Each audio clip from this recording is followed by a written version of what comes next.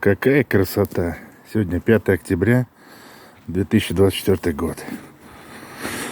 Мы выбрались на очередной наш пикничок. Тут у нас обустроено. Так вот. Балдеем. Ну, думаю, что еще успеем до зимы съездить. Еще разок, другой, третий, пятый. Тут калькунька жарится у нас.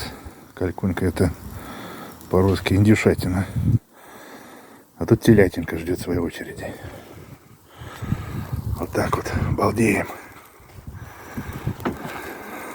Будь добру.